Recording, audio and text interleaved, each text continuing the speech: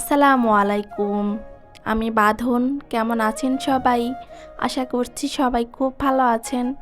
আলহামদুলিল্লাহ আমরাও আল্লাহর রহমতে আছি খুব ভালোই। প্রতিদিনের মতো শুরু করছি আমার নতুন আজকের ব্লগ। যখন প্রচণ্ড রোদ উঠে তখন বলি যে এত রোদ উঠে কেন, গরম লাগে, ভালো লাগে না একটুও।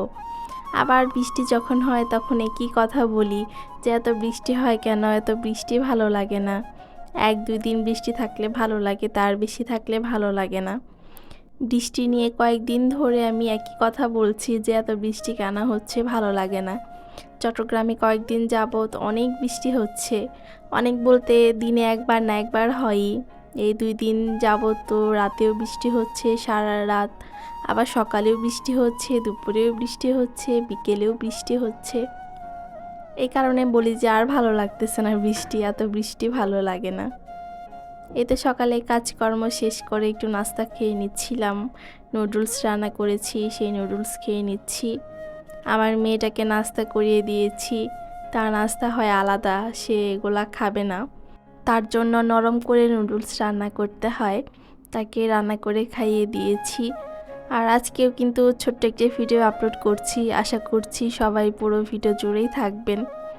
তারপর নাস্তা করে রান্না করতে চলে এসেছি। আজকে আলু দিয়ে বেগুন দিয়ে মাছ রান্না করব। আলুটা সিদ্ধ করে দিব, এই কারণে ভাত বসাবো, ভাতের উপরেই দিয়ে দিব সেদ্ধ হওয়ার জন্য, আলাদা সেদ্ধ করতে হবে না। আজকে শিং মাছ রান্না করব বেগুন আর আলু দিয়ে, আর টাকি মাছও ভর্তা করব পেঁয়াজ দিয়ে, আর পকোড়া বানাবো। এই তো দুপুরে একদম সিম্পল কিছু রান্না বান্নাই করব, একদম সাধারণ বলা যায়। দরজা জানালা অফ করে যদি ভয়েস দিতে যাই তবুও যে কোথা থেকে সাউন্ড আসে আমি বুঝি না। একদম সব কিছু বন্ধ করে চুপচাপ রুমের মধ্যে বসে কিন্তু ভয়েস দিই, তবুও এই সবজিওয়ালা এই মাছওয়ালা কত কিছুর যে শব্দ আসে। ভয়েস দেওয়াটাই একদম বিরক্তিকর একটা জিনিস। এমনি চুপচাপ নিরিবিলি ভয়েস দিতে গেলে অতটা কষ্ট হয় না, কিন্তু যখন কাট করতে হয় ভয়েস দেওয়ার পর কেটে ফেলতে হয় আবার দিতে হয়, তখন বেশি খারাপ লাগে যে এত কষ্টে করে ভয়েস দিচ্ছি, কষ্ট করে ভয়েস দেওয়ার পরও কাটতে হচ্ছে আবার দিতে হচ্ছে, এই কারণে খারাপ লাগে বেশি। এই তো বেগুন দিয়ে মাছ রান্না করছি, বেগুনটা যেহেতু নরম তাড়াতাড়ি গলে যায়, তাই মাছের সাথে কষিয়ে নিচ্ছি, তাড়াতাড়ি একদম হয়ে যাবে। আর শিং মাছটাকে কিন্তু ছোট মাছের লিস্টেই রাখা যায়, তাই একসাথেই কষিয়ে নিচ্ছি। আর আলুটা একটু পরে দিয়ে দিব। এই তো আমার ভাজা কিন্তু হয়ে গিয়েছে, ভাপে রাখলে আরও সুন্দর করে সিদ্ধ হতো। সিদ্ধ হয়েছে কিন্তু হচ্ছে একদম গরমের কারণে আমি ছিলতে পারতেছি না। এটা যদি ঠান্ডা করে তারপরে ছিলতাম তাহলে আরও সুন্দর হতো, তবুও ছিঁড়ে নিচ্ছি যেহেতু আমি তরকারিটা বসিয়ে দিয়েছি, এই কারণে। আর এই তো আলুগুলাও দিয়ে দিচ্ছি। আর প্রথমেই তো বললাম ছোট একটা ভিডিও আপলোড করছি, আগে তো দিতাম বড় বড় ভিডিও 10 মিনিটের উপরে বা 10 মিনিট 8 মিনিট এইরকম। তার থেকে যেহেতু কম টাইমের ভিডিও ছোটই বলা যায়, দেখি কোনো লাভ হয় কি না। আসলে সব বড় ভিডিও দিলে যদি ফলোয়ার্স না হয় তাহলে কিন্তু বড় ভিডিও দিয়েও যে লাভ হয় সেটা আমার মনে হয় না হয়। এই কারণে দেখি যে ছোট ভিডিও দিয়ে কোনো লাভ হয় কি না, 2-3টা দিয়ে দেখি কি হয়। যদি লাভ হয় তাহলে অবশ্যই জানাবো যে না আমার লাভ হচ্ছে ছোট ভিডিও দিয়ে। মাঝে মাঝে কষ্টও লাগে আবার হাসিও পায়, কি আর করব। এতে ঝোলও দিয়ে দিলাম। এদিকে আমার তরকারি রান্নাটা কিন্তু প্রায় হয়ে গিয়েছে, আর আরেক চুলায় মাছ ভর্তাটা করে নিয়েছি, সেটা আর দেখানো হয়নি, তাড়াহুড়া করে আজকে রান্না করছি। বাইরে যেহেতু বৃষ্টি হচ্ছে তাই সকাল সকাল উঠতে একটু লেট হয়ে গিয়েছিল, অত সকাল সকাল উঠতে পারিনি।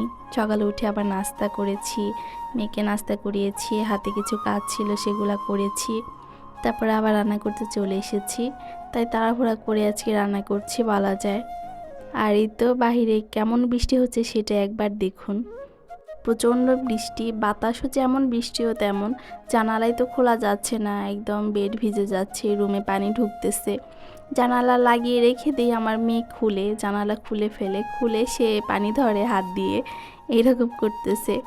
আজকে সারা রাত বৃষ্টি হয়েছে গতকাল, আজকে ভোর থেকে এমন বৃষ্টি, সারাদিনই মনে হয় হবে বৃষ্টি। বৃষ্টির ভাব দেখে মনে হচ্ছে অনেক বৃষ্টি হচ্ছে, তাই ঘুম থেকে উঠতে লেট হয়ে গিয়েছিল। আসলে বৃষ্টির দিনে কিন্তু ঘুম পায় প্রচুর, সকালবেলা উঠতে ইচ্ছে করে না। উঠেছি, তারপর আদি তার বাবা অফিসে চলে গেল, তাকে বিদায় দিয়ে তারপর আবার ঘুমিয়েছি একটু। আমার মেয়ে যেহেতু একদম ভোরে উঠে না, তাই আমিও ঘুমাতে পারি একটু। আর এই তো পকোড়াগুলো ভেজে নিচ্ছি, ভাত খাবো। এদিকে কারেন্ট চলে গিয়েছিল, ফ্ল্যাশ দিয়ে পকোড়া ভাজছি। এটা কিন্তু পুঁই শাকের পকোড়া, পুঁই শাক তারপর হচ্ছে চালের গুঁড়া দিয়েছি, আর একটু জিরা বাটা, রসুন বাটা, পেঁয়াজ, এই তো এগুলা দিয়ে ভাজছি। আর ভিডিওটা কিন্তু আজকে বেশি বড় করব না, সেটা তো প্রথমেই বলেছি। আজকে এই ভিডিওটা দুপুর পর্যন্তই রাখছি, বিকেল পর্যন্ত আর নিলাম না, ছোটই রাখলাম ভিডিওটা। এদিকে পকোড়া ভেজে তারপর আমি ভাত খেতে বসবো। আর সবার কাছ থেকে এখানেই বিদায় নিচ্ছি। সবাই ভালো থাকবেন, সুস্থ থাকবেন। আর পরবর্তী ভিডিও দেখার জন্য আগে থেকেই সবাইকে আমন্ত্রণ জানিয়ে রাখছি। আল্লাহ হাফেজ।